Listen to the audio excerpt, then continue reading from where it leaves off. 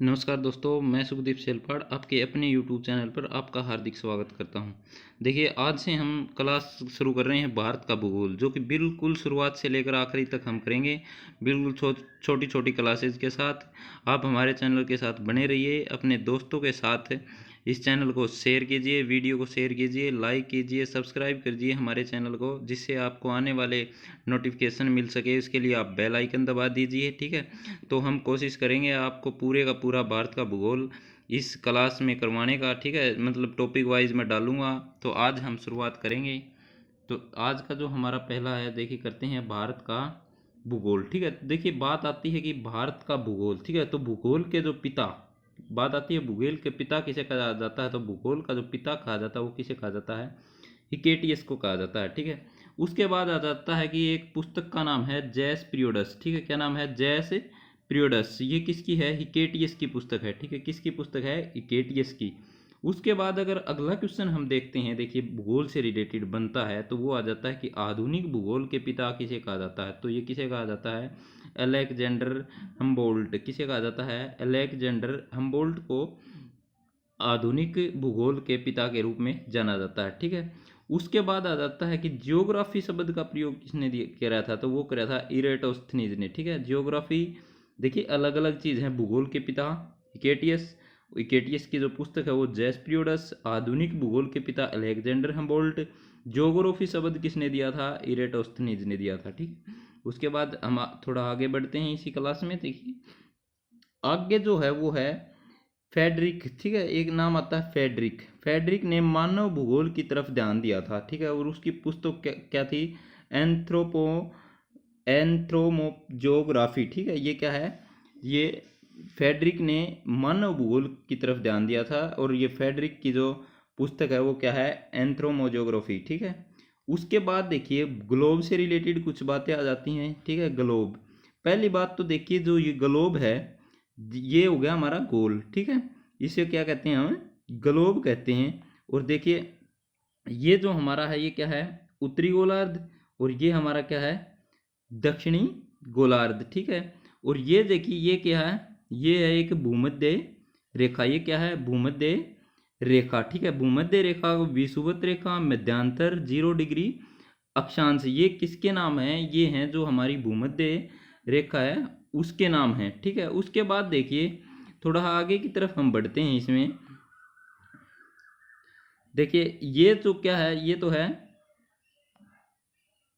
ये देखिए ये क्या है? शीत कटिबंध। जो ऊपर की तरफ है ये क्या है?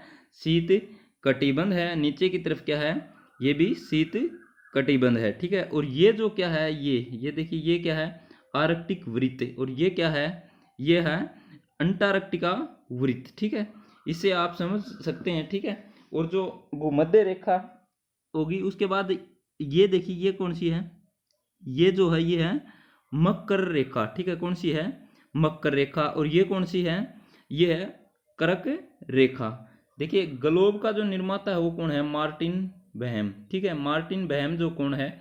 ये ग्लोब का निर्माता है दोस्तों। उसके बाद जो अगला जो हमारा पॉइंट बनेगा, भूमध्य रेखा पर सूर्य की किरण सीधी पड़ती है, ठीक है। याद रख लेना, कई बार क्वेश्चन पूछ लिया जाता है। तो ये क्या है? भूमध्य रेखा पर जो सूर्य की जो हमारी किरण है वो क्या करती हैं? सीधी पड़ती हैं, ठीक है। अफ्रीका महाद्वीप से तीनों रेखाएं गुजरती हैं, ठीक है। अफ्रीका महाद्वीप से क्या है? तीनों रेखाएं गुजरती हैं। उसके बाद अगला जो हमारा पॉइंट है वो है, दो अक्षांशों के बीच की दूरी कितनी होती है? 111 किलोमीटर की दूरी होती है, ठीक है। और जो ये उत्तरी ध्रुव से दक्षिणी ध्रुव की तरफ इस तरह से जो रेखाएं खींची जाती हैं, देखिए इस तरह से ये क्या होते हैं? ये होती हैं देशांतर रेखाएं। ये क्या होती हैं?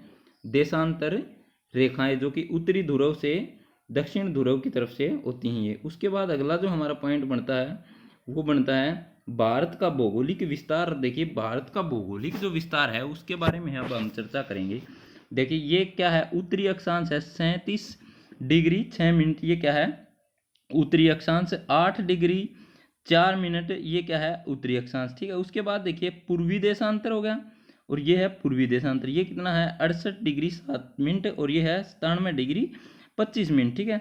और ये कर्क रेखा है 23.5 डिग्री, ठीक है। उसके बाद है भारत उत्तरी गोलार्ध। कई बार क्वेश्चन आ जाता है कि भारत कौन से गोलार्ध में है, ठीक है। 2 गोलार्ध थे, ठीक है, उत्तरी गोलार्ध और दक्षिणी गोलार्ध, ठीक है। तो हमारा जो भारत है वो कौन से गोलार्ध में है दोस्तों, उत्तरी गोलार्ध में है, ठीक है। उत्तरी बिंदु क्या कहा जाता है, उत्तरी बिंदु, भारत का जो उत्तरी बिंदु है वो इंदिरा कोल है, ठीक है, इंदिरा कोल है। और दक्षिणी बिंदु है वो इंदिरा पॉइंट है। देखिए जैसे हम इस तरह से भी हम इसको याद कर सकते हैं, जैसे देखिए ये कोई भी मान लीजिए ये कोई भी व्यक्ति है, ठीक है, और ये यहाँ पर एक पॉइंट है, उसके ऊपर ये खड़ा है, और खड़ा होकर इसने अपने हाथ से फोन से कॉल की, ठीक है, फोन से कॉल की, कहाँ पर खड़ा है, पॉइंट पर खड़ा है, और क्या किया है, कॉल किया है। तो इससे हम याद रख सकते हैं कि उत्तरी बिंदु इंदिरा कोल और दक्षिणी बिंदु है वो कौन सा है, इंदिरा पॉइंट है। इस तरह से हम इसको छोटी छोटी बातों से ट्रिक बनाकर भी याद कर सकते हैं। उसके बाद है मुख्य भूमि का दक्षिणतम छोर कौन सा है, वो है कन्याकुमारी है, ठीक है। यहाँ पर क्या है, कन्याकुमारी है। पूर्वी किनारा है वो क्या है, वालांगू, ठीक है। पूर्वी किनारा है वो कौन सा है, वालांगू है, जो कि कहाँ पर पड़ता है, अरुणाचल प्रदेश में पड़ता है। उसके बाद है पश्चिमी किनारा है सरक्रीक, ठीक है, जिसको सरक्रीक या फिर क्या है, गौर माता है, ठीक है। भारत का जो पश्चिमी किनारा है वो कौन सा है, गौर माता, याद रख लेना क्या है, गौर माता। उसके बाद है अगला जो पॉइंट बनता है, इंदिरा कोल और कन्याकुमारी के बीच की जो दूरी है वो कितनी बनती है, 3214 किलोमीटर की दूरी बनती है दोस्तों। चलिए हम थोड़ा आगे की तरफ बढ़ते हैं। उसके बाद देखिए एक आता है गौर माता व कीबुथु, ठीक है। गौर माता व कीबुथु के बीच की जो दूरी है वो कितनी बनती है, 2933 किलोमीटर की दूरी बनती है दोस्तों, याद रख लेना, ठीक है। उसके बाद अगला जो पॉइंट बनेगा वो है सीमाओं से रिलेटेड, ठीक है। देखिए सीमा जो है, 2 प्रकार की सीमाएं होती हैं, एक तो स्थलीय सीमा होती है और एक तटीय सीमा होती है। जो तट के लगती है वो क्या होती है, तटीय सीमा, स्थल के लगती है वो क्या है, स्थलीय सीमा।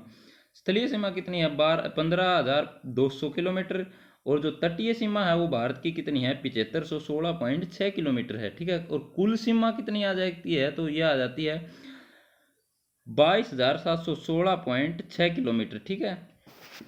उसके बाद अगला जो पॉइंट बनता है वो बनता है कर्क रेखा है। देखिए कर्क रेखा के बारे में हम बात करते हैं। कर्क रेखा भारत के 8 राज्यों से गुजरती है, ठीक है। कितने राज्यों से गुजरती है, भारत के जो 8 राज्यों से क्या गुजरती है, कर्क रेखा गुजरती है। जो ये है देखिए ये जो है या क्या है, कर्क रेखा है, ये उपोष्ण कटिबंध है, ये उष्ण कटिबंध है, ये उत्तरी भारत है, ये दक्षिणी भारत है। तो देखिए कौन कौन से राज्य से गुजरती है, वैसे इसकी मैं एक ट्रिक भी बता दूंगा आपको, ठीक है।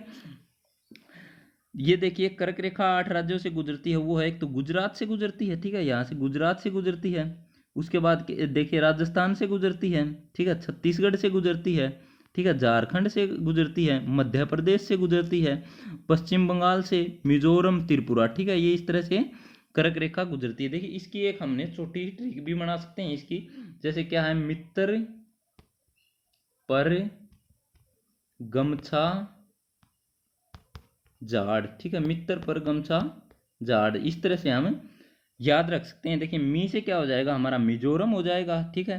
त्रै से त्रिपुरा हो जाएगा, पै से क्या हो जाएगा, हमारा पश्चिम बंगाल हो जाएगा, रै से हमारा राजस्थान हो जाएगा, गै से हमारा गुजरात हो जाएगा, मै से हमारा मध्य प्रदेश हो जाएगा, छः से हमारा छत्तीसगढ़ हो जाएगा, और झाड़ से क्या हो जाएगा, झारखंड हो जाएगा। इस तरह से हम इनको याद रख सकते हैं दोस्तों। उसके बाद अगला जो हमारा पॉइंट बनेगा वो है 9 राज्यों की सीमा समुद्री सीमा से लगती है, ठीक है। 9 राज्य हैं जो हमारे, ये देखिए यहाँ से इस साइड आपका जो समुद्र है वो भारत के इस साइड लगेगा, ठीक है, इस हिस्से में लगता है, ठीक है, ये इस हिस्से में लगता है, ठीक है, याद रख लेना। देखिए मैं एक छोटी बात बता देता हूँ, ये जैसे इस तरह से है, ठीक है, ये क्या है, यहाँ पर समुद्र लगता है। तो देखिए यहाँ से हमारा क्या है, गुजरात है, महाराष्ट्र है, गोवा है, कर्नाटक है, केरल है, तमिलनाडु है, आंध्र प्रदेश है, उड़ीसा है, पश्चिम बंगाल है, ठीक है। 9 राज्यों से समुद्र की सीमा लगती है, ठीक है। और जो ये जो चीज़ है इसको हमने ये क्या माना गया है, इसको आधार रेखा भी माना गया है, जिससे समुद्र की जो सीमा है उससे, जैसे कि 12 मील समुद्री मील हो गया, 24 समुद्री मील हो गया, और 200 समुद्री मील हो गया। देखिए 200 समुद्री मील तक तो है वो देश की सीमा होती है, उसके बाद जो 200 समुद्री मील से आगे है वो किसी एक देश की नहीं होती, ठीक है, याद रख लेना। उसके बाद ये चीज़ हम आगे भी जाके टॉपिक वाइज करेंगे, उसके बारे में मैं आगे बताऊंगा आपको, आगे आएगा ये टॉपिक। उसके बाद अगला जो हमारा पॉइंट बनेगा, देखिए अगला पॉइंट जो बनेगा वो क्या है, पश्चिमी तट पर 9 राज्य हैं, ठीक है, याद रख लेना, पश्चिमी तट पर 9 राज्य हैं। सबसे अधिक समुद्री सीमा किस राज्य की लगती है, गुजरात की लगती है। और सबसे कम जो समुद्री सीमा लगती है वो किसकी लगती है, वो गोवा राज्य की लगती है दोस्तों। किसकी लगती है, गोवा राज्य की, ठीक है दोस्तों। तो ये जो आज की क्लास है ये कंप्लीट हो गई है, ठीक है, आज की क्लास क्या है, कंप्लीट हो गई है। और आगे आने वाली जो हमारी वीडियो है उनका नोटिफिकेशन पाने के लिए आप हमारे चैनल को सब्सक्राइब कर लीजिए और ज़्यादा से ज़्यादा शेयर कीजिए, जिससे आपको आने वाले के लिए, देखिए एक तो हरियाणा के जो हरियाणा का जो एग्ज़ाम है सीईटी, ठीक है, सीईटी से रिलेटेड जो भी पेपर होगा, सीईटी का पेपर होगा, वहाँ जो ज्योग्राफी पूछी जाएगी उसमें से लगभग हमारी वीडियो से आएगा, क्योंकि टॉपिक वाइज कराएंगे, बेस क्लियर होगा आपका, ठीक है। उसके बाद देखिए सीईटी के बाद जो भी कोई, मान ली सीईटी तो मेन है हरियाणा का, उसके बाद जो आगे जो कोई भी एग्जाम, जैसे आप सी टेट करते हैं, ठीक है, सी टेट करते हैं, एच टेट करते हैं, एचएसएससी का कोई भी एग्जाम देते हैं, ठीक है, एसएससी का कोई भी एग्जाम देते हैं, ठीक है, मेन है, सेंटर की भर्ती के लिए भी आप तैयारी कर सकते हैं। आगे आने वाले समय में दिल्ली पुलिस की वैकेंसी और जैसे चंडीगढ़ पुलिस की, तो आप भारत में जो भी एग्ज़ाम होगा उसके लिए आप तैयारी करने के लिए हमारी वीडियो देख सकते हैं। और साथ में आप पेन कॉपी लेकर इनके नोट्स भी बना सकते हैं दोस्तों, ठीक है। धन्यवाद, आज की क्लास यहीं पे समाप्त होती है दोस्तों।